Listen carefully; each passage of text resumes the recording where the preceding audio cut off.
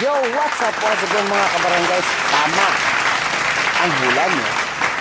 Yang tabi ng dialib na yan ay sinusukat na ngayon dahil nagpaplano na ang sangguniang barangay headed by Captain Art Lirio at ng ating mga functionaries.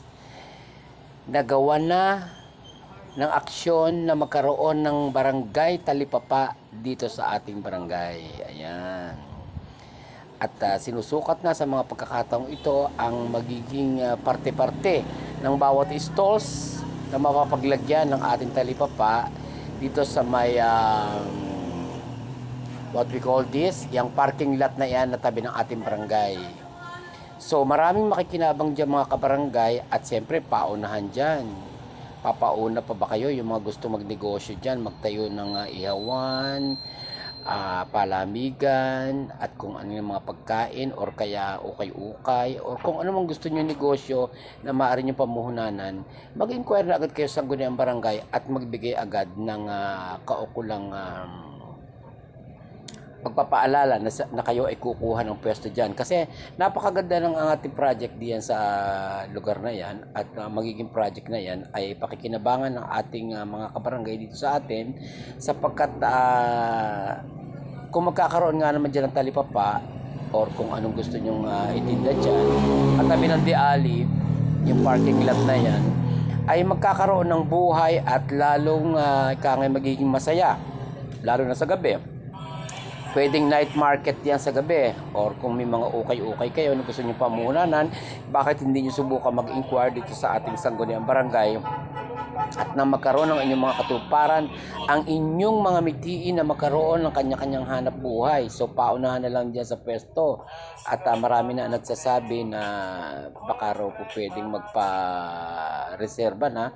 So kung gusto nyo magpa-reserva, makipag-ugnayan kayo sa sangguniang barangay kung magkano ang magiging renta or kontrata or whatever na iniisip nyong makakapagbigay ng solusyon sa inyong pangunahing mga pangangailangan sa pang-araw-araw. So, go na kayo at kung sakali ay matuloy yan, ay talaga namang matutuloy yan dahil nga pinag-uusapan na ng ating sanggunian at pinaplano na yan ang mga susunod na projects after ng ating mga previous projects ay kailangang maumpisa na yan sa lalong madaling panahon ang pagpapagawa ng barangay talipapa na yan. At yan ay magiging silbing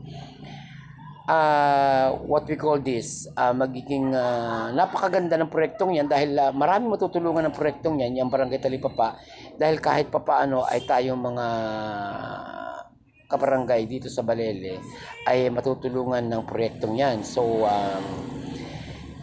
iniisip ng ating sangguniang barangay na kung maaari ay medyo may sukat pare-pareho para hindi walang lamangan nga at pantay-pantay ang sukat ng bawat stalls na ilalagay dyan hanggang doon sa may malapit sa gym, Balele Gym. So, ang lahat ng proyektong ito ay ating pinag-iisipan ng 10 beses ng ating sanggunian at siyempre titingnan natin ang magiging epekto niyan at ang pinakamaganda na naiisip ng ating sanggunian at naisip din ni Kapitan at ng mga sangguniang barangay officers, mga konsehales at functionaries na magkaroon dyan muna ng ay espasyo or magkaroon ng drainage para kung sakali halimbawa isda ang ititinda mo or kaya igulayan, so magkakaroon ng dapat ay may waste management diyan. So maaayos lahat yan kung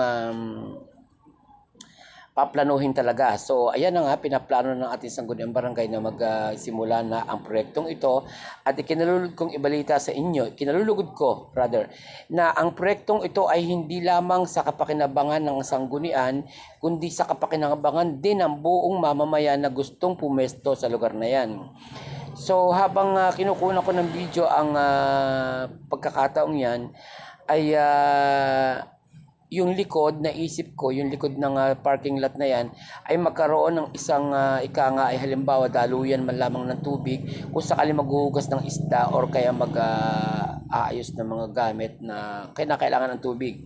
So, dahil nga nalalapit ng ating Balele Waterworks and Sewerage System na patuloy nating sinasabi sa inyo, na kung sakali at lalakas ang ating patubig dito sa Barangay Balele, magkakaroon ng isang maganda at maayos na kung may umpisa para sa ating proyektong yan na magiging Barangay Talipapa, yung lugar na yan nakikita natin sa kasalukuyan. At napakaganda ng proyektong yan at alinsunod sa ating mga pangangailangan na kinakailangan ilagay dyan, ay mas maganda siguro na bigyan ng pare-parehong sukat at magkaroon ng magandang espasyo ang bawat isa. And thank you so much for watching.